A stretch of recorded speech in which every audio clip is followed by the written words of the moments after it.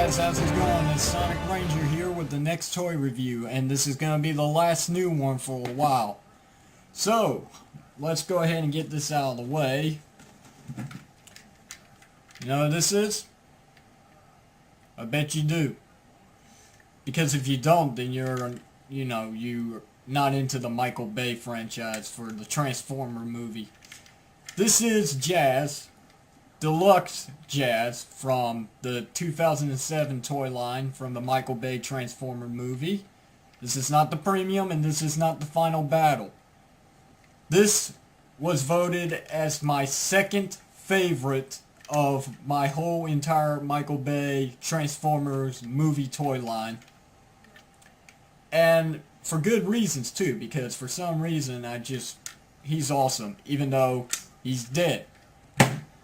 But I always did wonder what he would be like if he was actually a Voyager-sized figure, in which, of course, everybody knows in Generation 1, Jazz is supposed to be bigger than Bumblebee, because Bumblebee, I guess you could say Bumblebee in Generation 1 was kind of like a kid, and Jazz was more of a teenager, if that made any sense.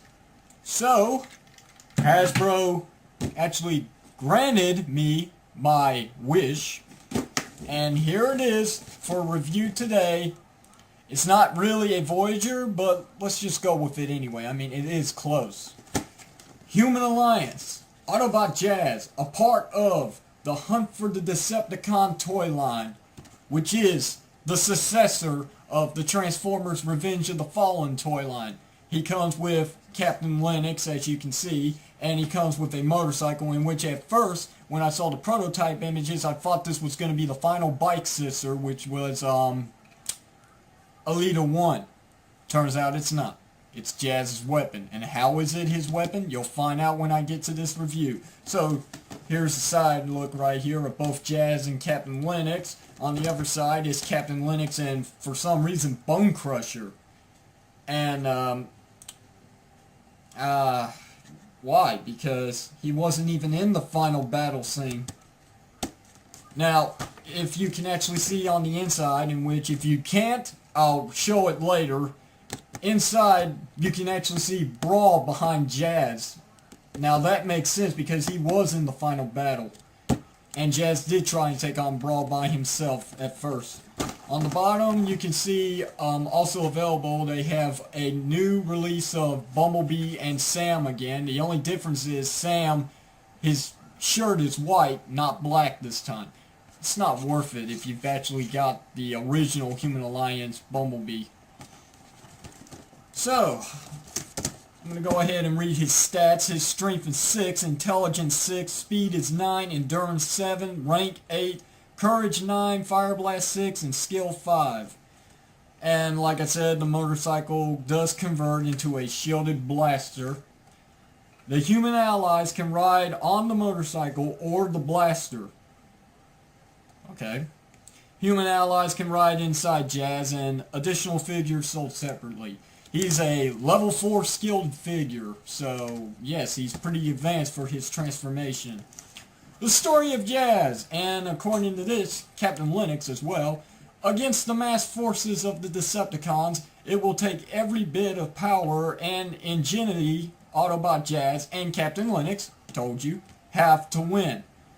Though the two soldiers have only just met, they are both experienced fighters used to working in sync with others. They easily team up to focus all their fire on a single huge Decepticon and bring him crashing down. I wonder if they're actually talking about Brawl in this, because it just sounds like exactly what Jazz tried to do to Brawl. Bring him down. Crashing down. So, enough about that. Let's get into this glorious package, rip it to shreds, and bring out Jazz, Captain Lennox, and the motorcycle. So if you guys will hold on a second, we'll get right to this. Before we begin this review, I just want to show you one more time, just in case you couldn't see it through the package. Right there. As you can see, that is, in fact, Brawl from the original Transformers Michael Bay movie. Right there. Okay, now you saw it. So, with Human Alliance Jazz comes a few other accessories. You get Captain Linux. You get his motorcycle, which converts into Jazz's blaster when he's in robot mode. You also get the instruction booklet. We won't need it. And this thing. Some kind of 14-digit code that you put in at Transformers.com for the Hunt for Decepticons line. Nah, not really going to need these. And so, let's just go ahead and get to Jazz's vehicle. Let's talk about it.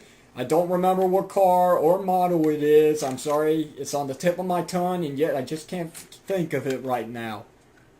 I cannot, for the life of me, think of it as of this moment, which is very sad. So, overall, it's pretty nice, and I like the metallic look to the car. The paint is just... Hasbro took a lot of work into this, you can tell. All the details, doesn't look like anything's really missing. And for a quick comparisons between the two, here's Human Alliance, and here's the original. And, of course, this isn't the premium, this isn't Final Battle Jazz, this is just, you know, Autobot Jazz. So, yeah, he does look a little cartoony now. After looking at this one is actually the real deal. So, I hope you can see that. I like how this is all silver right here. It's better than just the plain black. Very dull black as well they used on this figure. They kept the silver outline on the wheels, which is very nice. It makes him look really good. He stands out better. And overall, it's an improvement. This is a deluxe. This is pretty much a Voyager. Okay, now let's talk about Captain Linux. Of course, as many people know, he was in the first, he was in the second movie. And I really can't talk much about that.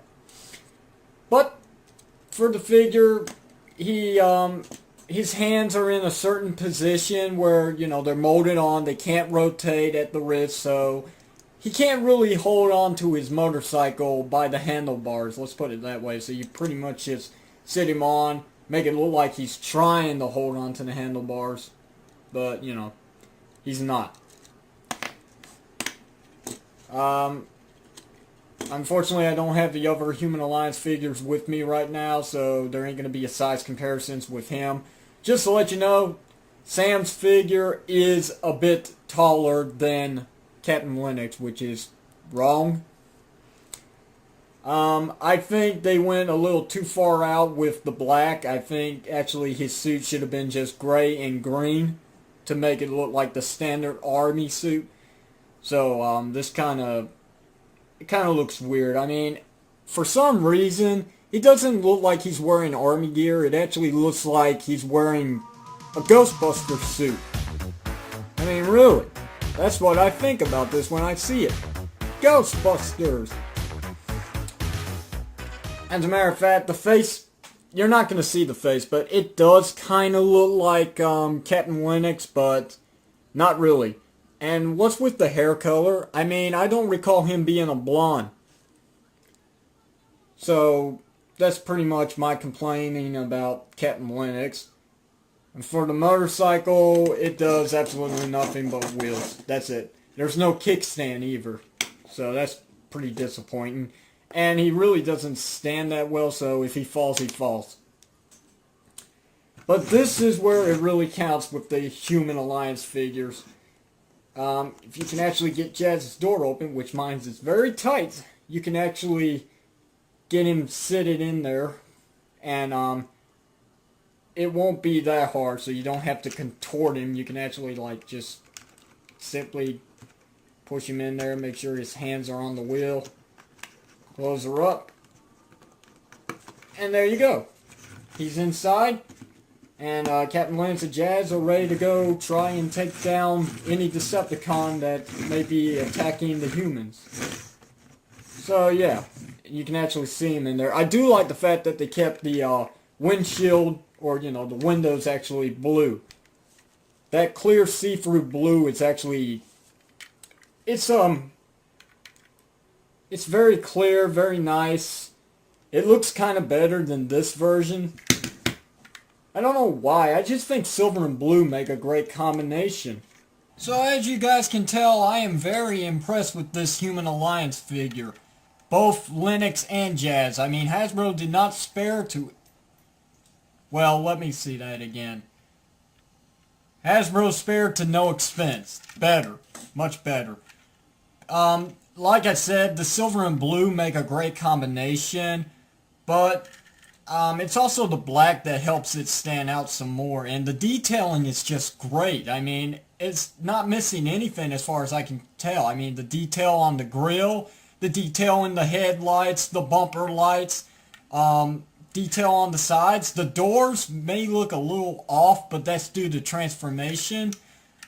And they even bothered to paint the tail lights too. I mean, that's nice of Hasbro. But seriously, after Human Alliance Bumblebee, why did Hasbro stop producing or painting the license plates? I mean, really? Why? I just don't understand that. There's not really that much robot kibble showing underneath. Maybe just the feet and maybe the additional weapon for the human. So, how's about we stop talking about this and we go ahead and flip him into robot mode and see how well that actually came out with this Human Alliance figure.